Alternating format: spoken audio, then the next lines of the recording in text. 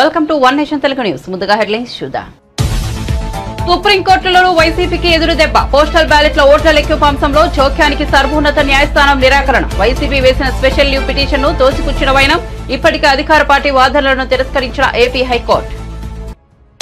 ఈ ఎన్నికల్లో ఓటు వేసిన 64.2 కోట్ల మంది భారతీయులు, రికార్డు స్థాయిలో 31.2 కోట్ల మంది మహిళలు ఓటు వేశారన్న ఈసీ. హింస లేకుండా జనరల్ ఎలక్షన్ జరగడం ఇదే మొదటిసారన్న రాజీవ్ కుమార్. వైసీపీ శ్రేణులు సంబరాలకు సిద్ధంగా ఉండాలన్న సజ్జల. ఏపీలో రేపు ఓట్ల లెక్కింపు. చంద్రబాబు ఎక్కడా మాట్లాడడం లేదన్న సజ్జల. లోకేష్ దేశంలోనే ఉన్నాడా లేదా అంటూ వ్యాఖ్యలు. రేపు హైదరాబాద్ లో వైన్ షాపులు బంద్. 144 సెక్షన్. మంగళవారం లోక్సభ ఎన్నికల కౌంటింగ్. భాగ్యనగరంలో మూతపడుతున్న మద్యం దుకాణాలు.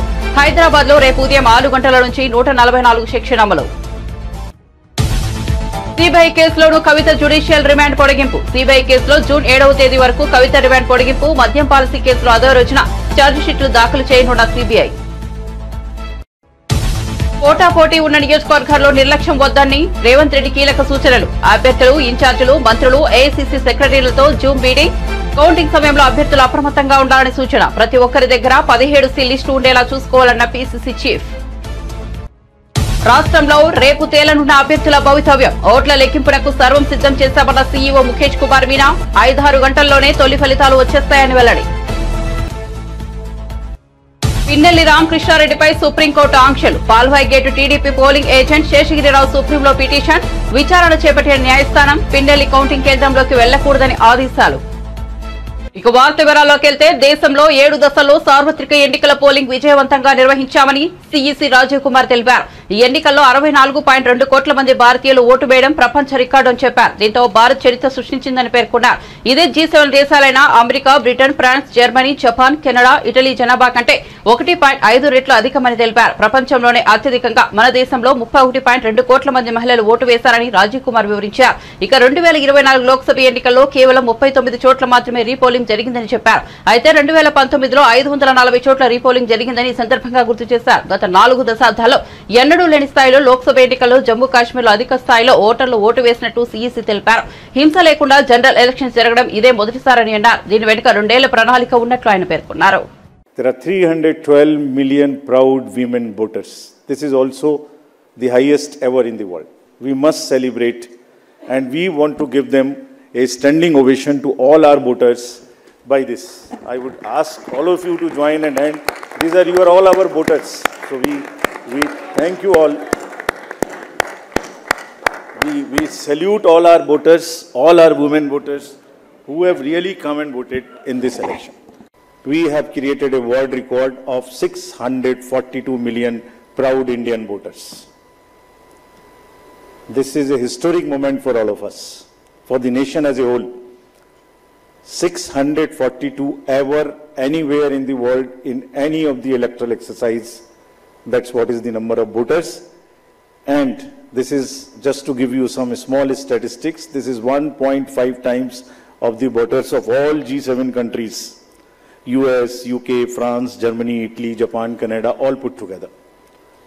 We are comparing voters, not electors. And it is 2.5 times of the voters of 27 countries in the EU.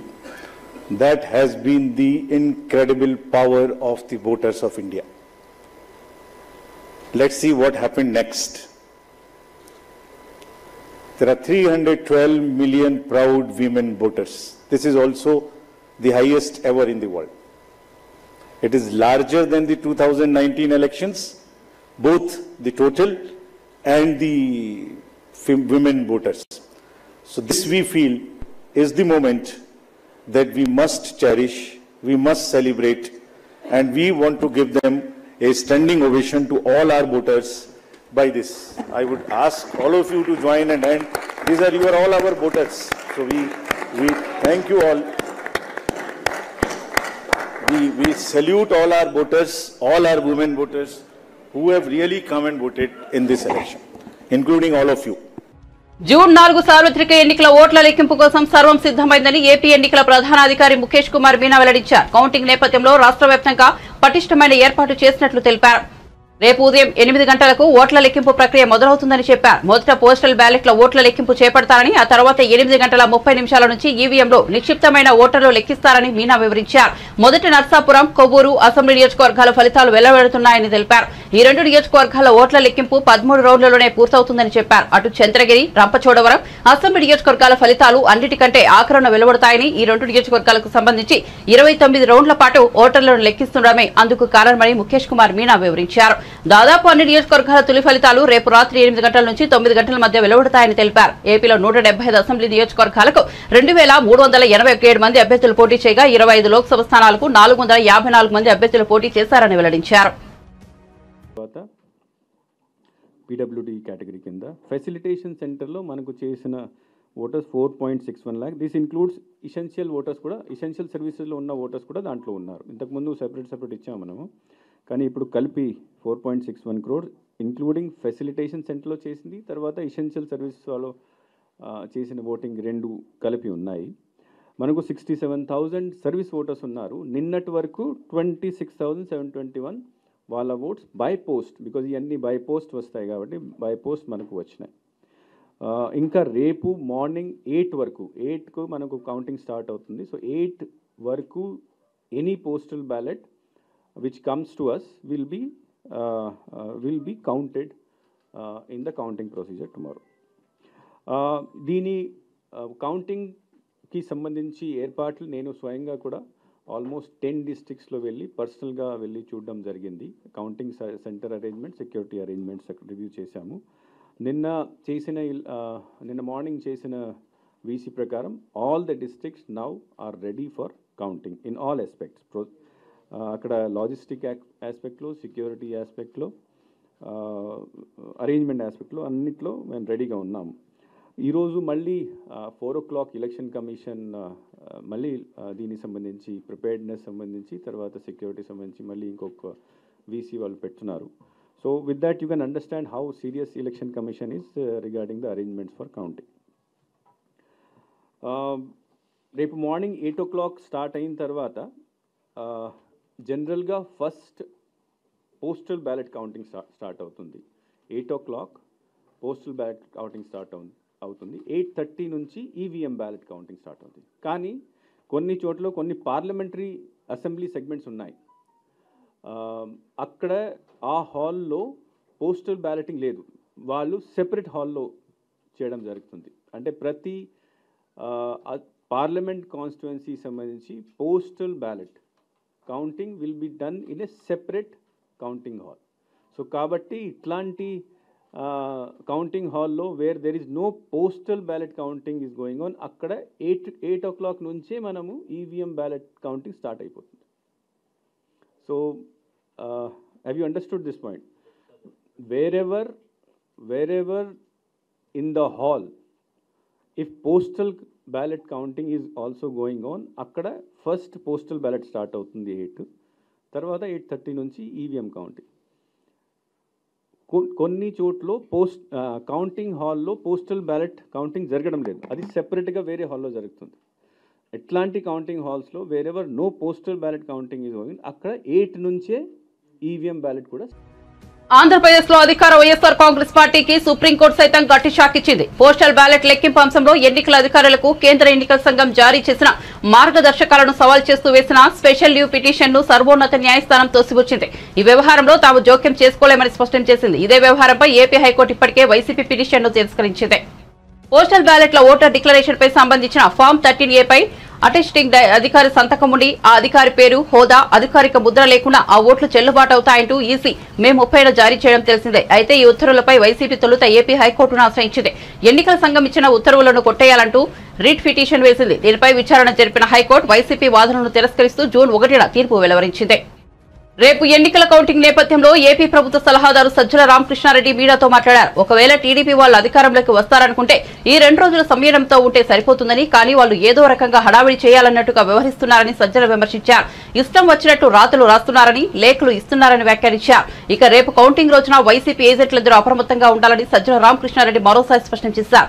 Counting పూర్తయి ఫలితంపై డిక్లరేషన్ తీసుకునేందుకు ఏజెంట్లు అక్కడి నుంచి కలవద్దని సూచించారు. రేపు ఉదయం 11 గంటలకల్లా ఫలితాలు ట్రెండ్ అర్థమైపోతుందని వైసీపీ శ్రేణులు సంబరాలకు సిద్ధం కావాలని పిలుపునిచ్చారు. ఎవరిని అపోహలు సృష్టించినా రేపు వైసీపీ విజయం సాధించడం ఖాయమని సజ్జల ఉద్ఘాటించారు. నిజంగా వాళ్ళకి ఏదన్నా వాళ్ళు అధికారంలోకి వస్తున్నారని తెలిస్తే 2 రోజులు వెయిట్ చేస్తే అయిపోయేదానికి పోవాల్సిన అవసరం లేదు. ఏదో ఒక హడావుడి చేయాలి అనేది ఒకటి వాళ్ళకి కనపడుతుంది. ఆ హడావుడి చేయడంలో పోగానే ఇలాంటివి రాస్తున్నారు, ఇలాంటివి అలాగే లేఖలు పోయిస్తున్నారు. కానీ చంద్రబాబు నాయుడు మాత్రం సైలెంట్ గా ఉన్నాడు. గమనించండి, ఆయన మాత్రం ఎక్కడ మాట్లాడట్లా, చాలా గుంభనంగా వ్యవహరిస్తున్నాడు. ఎక్కడ కూడా ఇంతవరకు కామెంట్ చేయట్లా. బహుశా తనకు పిక్చర్ తెలుసు కాబట్టి రేపు ఏం జరగబోతుంది అనేది దానికి మెంటల్ గా ప్రిపేర్ అయినాడు. ఓకే, ఆయన అసలు ఉన్నట్లేడు, దేశంలో ఉన్నట్లేడు నాకు తెలిసి.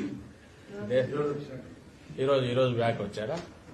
ఇన్నాళ్ళు అయితే దేశంలో లేడు. స్టేట్ లో 21 ఎంపీ సీట్లు కొట్టేయబోతున్నామని చెప్పని అరుణ్ సింగ్ బీజేపీ లీడర్ కూడా నిన్న చంద్రబాబు ఏ కాన్ఫిడెంట్ తో వాళ్ళ విధంగా మాట్లాడుతున్నారు. అంతే కదా, 2 నుంచి మాకు 4 ఇస్తే 21 వాళ్ళకే కదా. నిన్న ఆ survey India today my axis survey జరిగింది కదా, దాంట్లో నిన్న అసెంబ్లీ చెప్పినట్టున్నారు వాళ్ళకి చేసి. అది నిన్న కూడా అన్నా కదా, మాకు 2 చాలా జనరస్ గా 2 నుంచి 4 ఇచ్చాడు. పాపం ఆయన బీజేడీ వాళ్ళకైతే 0 పెట్టేట్టున్నాడు. అలాగే కానీ అవి మీరు చూడండి, 2 నుంచి 4 అంటే మళ్ళీ అసెంబ్లీకి వచ్చేసరికి కొంచెం జనరస్ కొంచెం మరింత ఇదిపోయారు.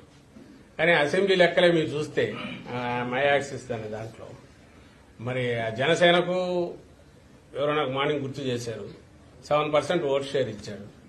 జనసేన పోటీ చేసింది 21 సీట్లలో. 21 సీట్లలో 7% ఆఫ్ టోటల్ పోల్డ్ ఓట్స్ అంటే వాళ్ళకు ఆ 21 సీట్లలో 61% వాళ్ళకు పోల్ అయిండాలి. అంటే 21 సీట్లలో 61% పోల్ అయితే అది టోటల్ ఓట్స్ లో 7% అవుతుంది. అది ఏమన్నా అది లెక్కేనా? అంటే వారికి ఏ లెక్కలు వేసుకుని కలపాలను చూస్తే ఎట్లా చేసినా కుదరట్లేదు అనుకుంటా. ఆ 400 400 20 అని ఎందుకని తెలియదు కానీ 400 దగ్గర అయినారు. అక్కడికి పోవడం కోసం స్ట్రెచ్ చేసిన దాంట్లో మన ఏపీలోనే చూస్తే వైఎస్ఆర్ కాంగ్రెస్ పార్టీకి 44% ఓట్ షేర్ ఇచ్చాడు. సీట్లు ఎన్ని ఇచ్చాడా? 55 నుంచి 77 ఇచ్చాడు. 42% వచ్చినోడికి ఎన్ని ఇచ్చినాడు? టీడీపీకి నాకు గుర్తుండి 78 నుంచి 96 ఏమో ఇచ్చినట్టున్నాడు.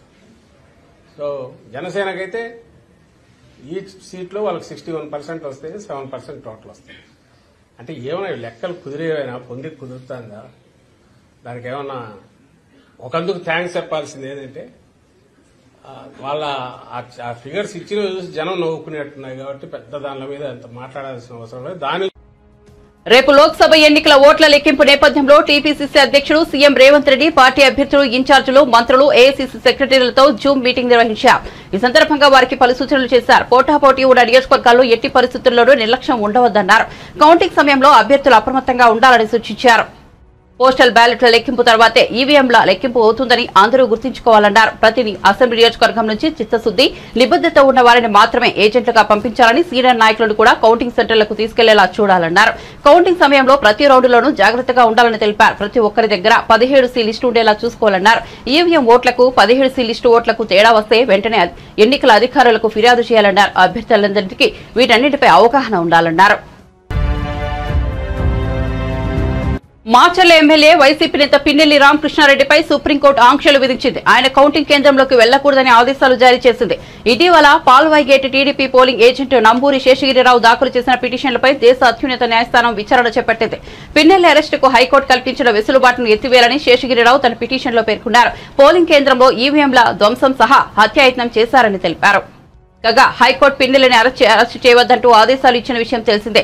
అయితే హైకోర్టు తీర్పును సవాల్ చేస్తూ టీడీపీ ఏజెంట్ నంబూరి శేషగిరిరావు సుప్రీంకోర్టును ఆశ్రయించారు. పిన్నెల్లి నుంచి ప్రాణహాని ఉందని పిటిషన్ వేశారు. దీనిపై విచారణ చేపట్టిన supreme court Pinnelli Ramakrishna Reddy counting centre కు వెళ్లకూడదని ఆదేశాలు జారీ చేసింది. పిన్నెల్లిని అరెస్ట్ చేయకుండా ముందస్తు ఉపశమనం కలిగించి ఏపీ హైకోర్టు తప్పు చేసిందని, ఇలా చేయడం న్యాయాన్ని అపహాస్యం చేయడమని అభిప్రాయపడింది. అలాగే పిన్నెల్లి కేసును ఈ నెల 6వ తేదీన విచారించి పరిష్కరించాలని సూచించింది. మంగళవారం పార్లమెంట్ ఎన్నికల ఓట్ల లెక్కింపు జరగనున్న నేపథ్యంలో భాగ్యనగరంలో వైన్ షాపులు మూతపడనున్నాయి. అలాగే ఎలాంటి అవాంఛనీయ ఘటనలు చోటు చేసుకోకుండా ముందు జాగ్రత్త చర్యగా రేపు ఉదయం 6 గంటల నుంచి 144 సెక్షన్ అమల్లో ఉంటుందని పోలీసులు వెల్లడించారు. 5గురికి మించి ఒకచోట గుమికూడదని ఆంక్షలు ఉంటాయన్నారు.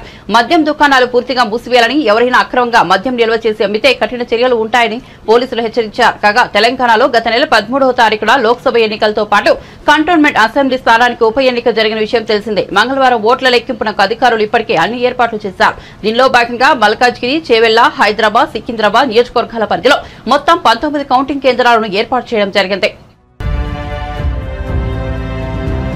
ఢిల్లీ మద్యం పాలసీ కేసులో బీఆర్ఎస్ ఎమ్మెల్సీ కవిత జ్యుడిషియల్ రిమాండ్ను రౌస్ అవెన్యూ కోర్టు జూన్ 7వ తేదీ వరకు పొడిగించింది. అంతకుముందు ఈడీ కేసులో కవిత కస్టడీని వచ్చే నెల 3 వరకు పొడిగించిన న్యాయస్థానం ఆ తర్వాత సీబీఐ కేసులను ఈ శుక్రవారం వరకు పొడిగించింది. మద్యం పాలసీ కేసులో సీబీఐ జూన్ 7న కోర్టులో ఛార్జిషీట్లు దాఖలు చేయనుంది. మద్యం కేసులో కవిత పాత్రపై ఈడీ ఇటీవల సప్లిమెంటరీ ఛార్జిషీట్ దాఖలు చేసింది. దీనిని కోర్టు పరిగణలోనికి తీసుకుంది. అనంతపురం జిల్లా వ్యాప్తంగా పలు ప్రాంతాల్లో జోరుగా వర్షాలు కురిశాయి. నగరంలో రాత్రి దాదాపు 3 నుంచి 4 గంటల పాటు ఏకధాటిగా వర్షం కురిసింది. దీంతో లోతట్టు ప్రాంతాలు జలమయమయ్యాయి. బస్టాండ్ పరిసర ప్రాంతం స్విమ్మింగ్ పూల్ ను తలపించింది. బెలుగొప్ప మండలంలో 84.2 అధిక శాతం నమోదైంది. రాత్రి కురిసిన భారీ వర్షానికి వాగులు పొంగి పొల్లుతున్నాయి. బూదబావు వంక వర్షపు నీటితో ఉధృతంగా ప్రవహిస్తోంది. రాయదుర్గం నియోజకవర్గంలో ఆదివారం రాత్రి భారీగా వర్షం కురిసింది. వాగులు, వంకలు వరద నీటితో పొంగి ప్రవహిస్తున్నాయి. వేదవతి హగరికి జలకళ సంతరించుకుంది. డిహిరేహల్ మండలం చెర్లోపల్లి వద్ద బొమ్మహెల్ జంక్షన్ పరిధిలోని హెచ్ఎల్సీ కాల్వకు భారీగా వరద నీరు వచ్చి చేరింది. చెర్లోపల్లి వద్ద హెచ్ఎల్సీ అండ్ టెండల్ ఛానల్ కు రంధ్రం పడి వంకలోకి వరద నీరు వృధాగా వెళ్తున్నాయి.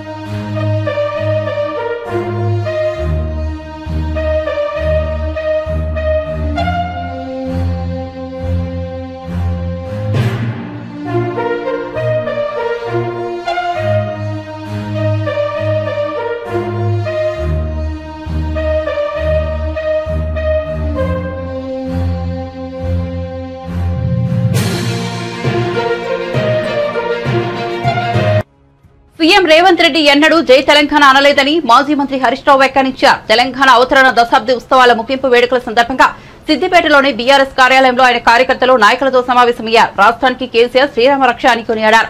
రాష్ట్ర అవతరణ దివసం సందర్భంగా కాంగ్రెస్ ప్రభుత్వం ఇచ్చిన పత్రికా ప్రకటనలను ఎక్కడా జై తెలంగాణ అని లేదన్నారు.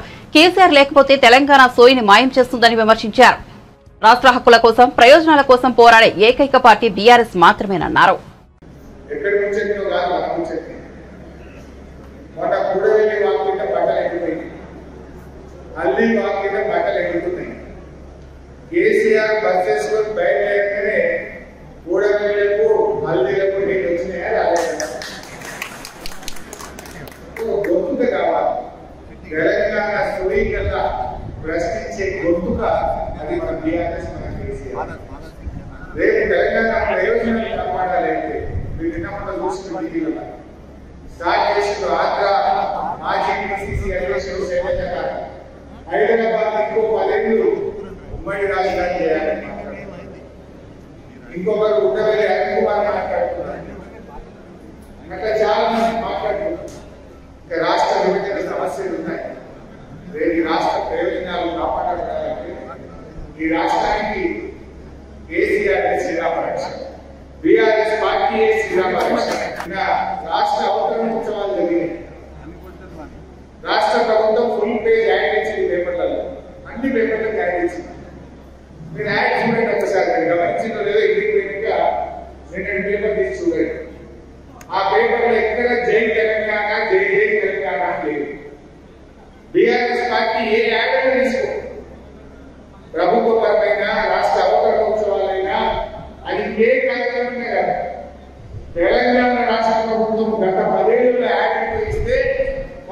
బయట జై తెలంగాణ, ఎదురు జై జై తెలంగాణ ఉంటుంది. కానీ రాష్ట్ర అవతరణ ఉత్సవాల ఆయనలో జై తెలంగాణ పదవి తీసేది. ఆ రోజు సమైక్య రాష్ట్రంలో జై తెలంగాణ అనే పదం నిషేధించబడ్డాయి. కానీ రేవంత్ పాలనలో కూడా జై తెలంగాణ పదం మాయమైపోయింది. అంటే కేసీఆర్ లేకపోతే రాబోయే రోజుల్లో తెలంగాణ సోయి వీళ్ళు కథం చేస్తారు, తెలంగాణ హక్కులు కథం చేస్తారు, కుట్రలు ఉంటాయి. అందువల్ల ఇవాళ మనం అధికారంలో ఉన్న ప్రతిపక్షంలో ఉన్న తెలంగాణ కోసం పుట్టిన పార్టీ, తెలంగాణ రాష్ట్రం తెచ్చిన పార్టీ, తెలంగాణ హక్కులు కాపాడే పార్టీ, తెలంగాణ కోసం మాట్లాడే అందువల్ల ఈ బీఆర్ఎస్ అనేది రాష్ట్రానికి ఎప్పుడు కూడా చాలా అవసరం. టీడీపీ అధినేత చంద్రబాబు సతీమణి నారా భువనేశ్వరి, పార్టీ జాతీయ ప్రధాన కార్యదర్శి నారా లోకేష్ అమరావతి చేరుకున్నారు. గన్నవరం విమానాశ్రయంలో వారికి పార్టీ నేతలు ఘనస్వాగతం పలికారు. విమానాశ్రయం నుంచి లోకేష్, భువనేశ్వరి కుటుంబ సభ్యులు రోడ్డు మార్గంలో ఉండవల్లిలోని తమ నివాసానికి బయలుదేరి వెళ్లారు.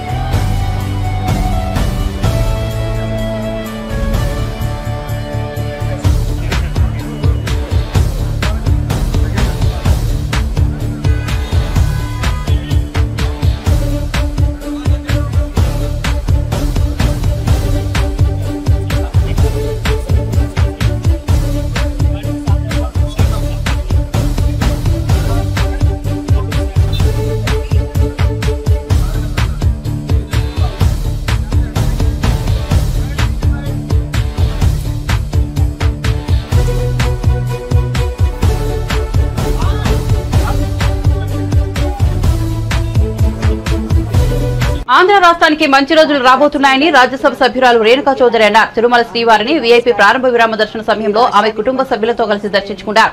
దర్శనానంతరం ఆలయం వెలుపల ఆమె మీడియాతో మాట్లాడారు. దేశ ప్రగతికి కాంగ్రెస్ పార్టీ కృషి చేస్తోందని రేణుకా చౌదరి చెప్పారు. నాకు దర్శనం కలిగించినందుకు స్వామికి దండం. అందరికీ నమస్కారం. ఈ రాష్ట్రానికి మంచి రోజులు వస్తాయని కోరుతూ ఈ దేశానికి శాంతియుతంగా మంచి సస్యశ్యామలంగా రైతులకు పంటలు పండి ఆరోగ్య ఐశ్వర్య ధైర్య స్థైర్య అన్ని విధాలుగా దీవిస్తారని ఆయనకు మొక్కుకుంటూ ఇక్కడ నేను రావటం జరిగింది. నా అదృష్టానికి చాలా మంచి దర్శనం కూడా జరిగింది. ఇవాళ నుంచి విభజన తర్వాత రాష్ట్రాలు ఆ విభజన పూర్తి అవుతుంది.